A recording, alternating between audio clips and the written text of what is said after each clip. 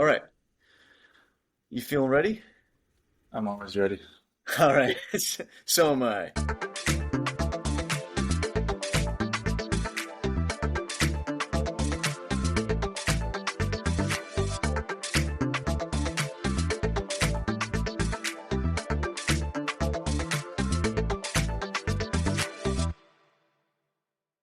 Well, welcome everyone to this episode of the Small Talk Window podcast, where we have a small window of time to dispense with the small talk as quickly as possible and settle into a meaningful conversation around the world of work.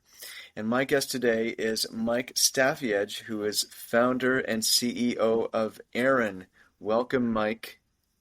Thanks for having me. And small window, but big presence, right? That's right. That's right. That's right. I did get your last name right, didn't I? Staffy. But that's okay. You're not the first person to get it wrong. And actually, my entire life, only one person that has not known me has ever gotten it right. So there you go. We'll just leave it at that. That's cool. It's kind of like a silent J. I've heard of Yeah. silent E's, but no silent J's. That's a new one. I'm gonna. 100% one of those Ellis Island came through no, that's too hard to say. We're just gonna not say that part and then go on your way, right? That's great. That's great. Yeah. Um, so we have some stuff to talk about. Employee referrals today. And I know that's what your company, ERIN, all capital letters, ERIN, sort of the American way, I guess, of spelling ERIN. Um, Also an acronym. Also an acronym, right? acronym. What is the acronym for, Mike? Employee Referral Invitation Network. Oh, that makes total sense. Yeah. Right. It's one of those acronyms. Once you tell me, I Yeah. feel, oh God, I wish I'd gotten that. Yeah, mind blown. Exactly. Um, they're like the most effective way to recruit new hires, right? Among Yeah, them? it's referrals. I remember somebody once laughed at me when I told them our entire business was just referrals, but I'll expand on that more. But referrals are one of those things that everybody in talent acquisition has held near and dear for the last couple of decades. It's just how do you get more out of it, and how do you treat it as a serious part of your recruitment funnel? What we've done is we've come in and we have kind of fixed the broken parts of the policies, the engagement, the automation and eligibility behind everything, and have streamlined that all so that everything from referral to payment is automated. So it's what people aren't thinking about, and where you might laugh, and you're like, wow, you have a whole business on just like submitting names.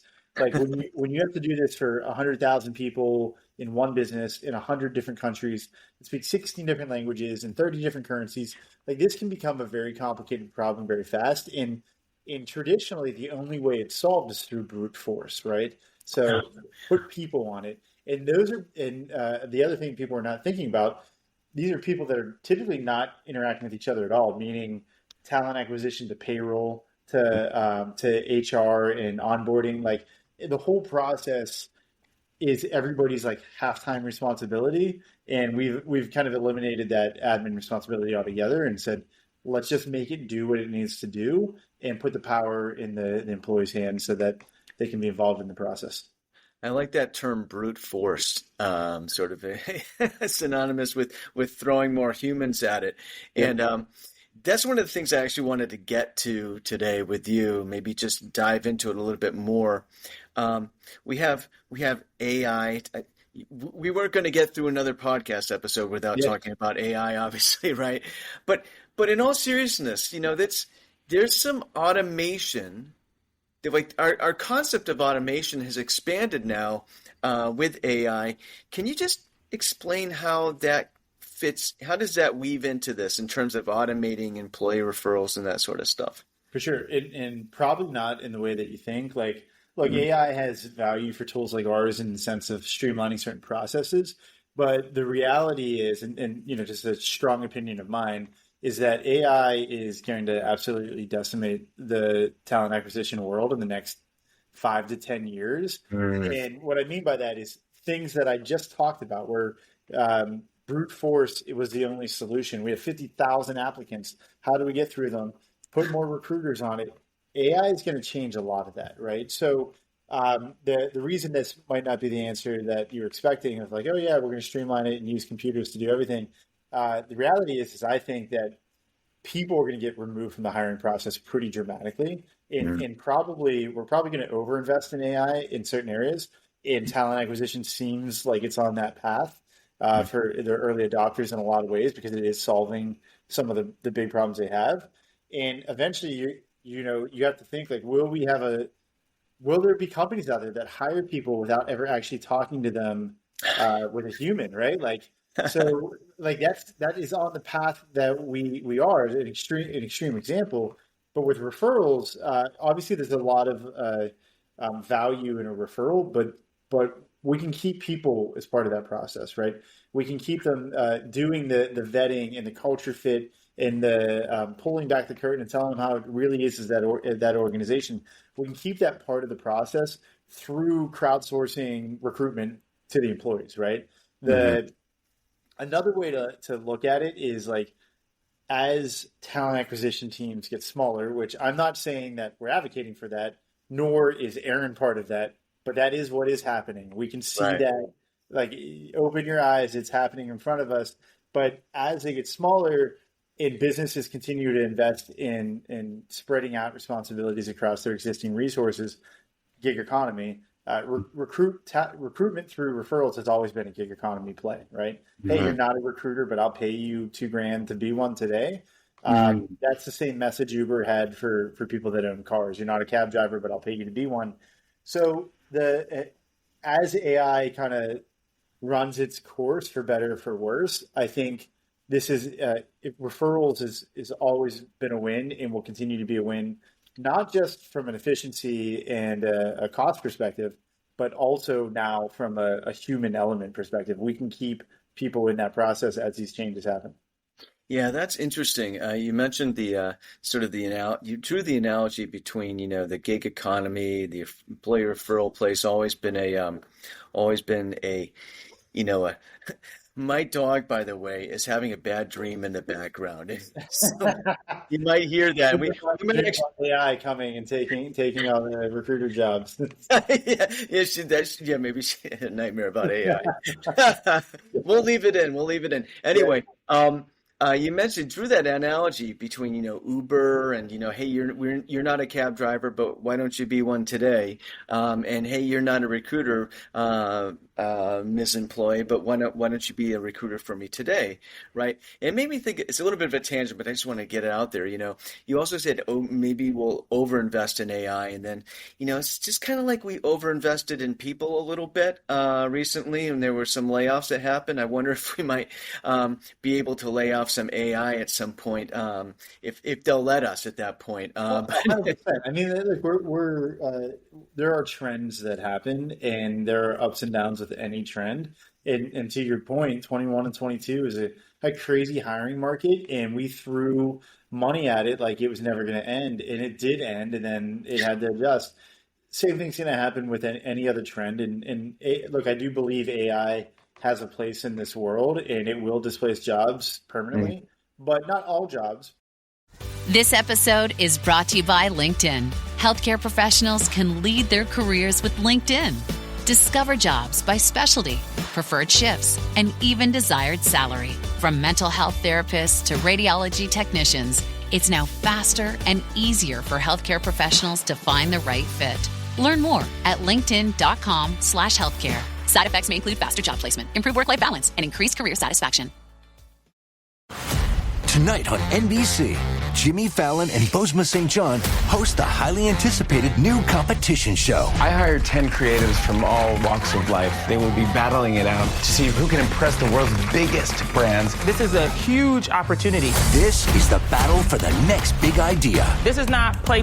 We're spending millions of dollars. I'm so excited to embark on this adventure with all of you. May the best idea win! On Brand with Jimmy Fallon, series premiere tonight on NBC. It will also displace some jobs that will bounce back because we'll realize, you know what, it was actually more effective to have a person that's dynamic and directable there more so than a computer. But we'll have to watch that. We'll have to watch that happen.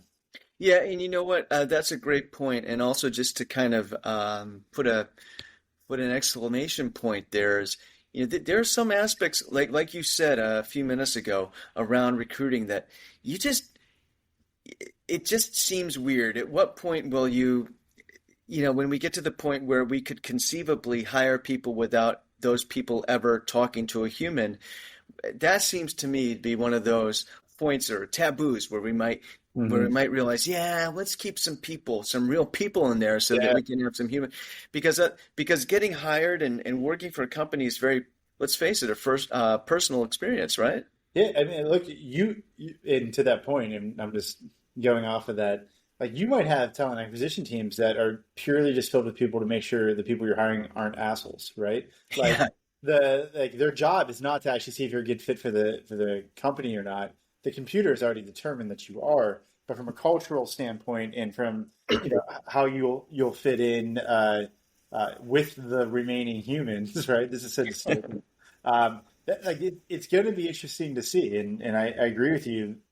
Like, there are CEOs out there that if they could remove every recruiter they have, they would, 100%. But and I bet you're going to see it. But you'll have them. They'll pull back and they'll find a balance, just with anything else. We put ATMs in. We still need people working at the banks, right? Yeah. Oh, yeah, absolutely. And that's a great point. I just want to kind of pivot for a second here. What are some well, let's put it this way. What is the value? How does the value in employee referrals sort of trip up the traditional conventional KPIs we use to measure recruiting effectiveness? Where's the disconnect here? Yeah, for sure. And like maybe to tie it to where we have seen our momentum these past few years, I think through the overheated market and the cool down, and now kind of like our current like middle ground there, you've seen a lot of different reactions.